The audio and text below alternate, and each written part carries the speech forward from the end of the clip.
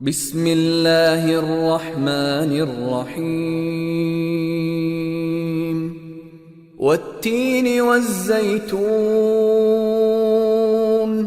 وطور سينين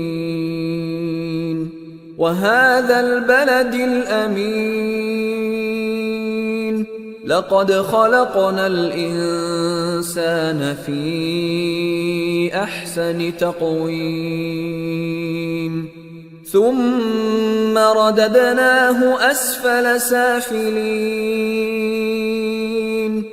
إلا الذين آمنوا وعملوا الصالحات فلهم أجر غير ممنون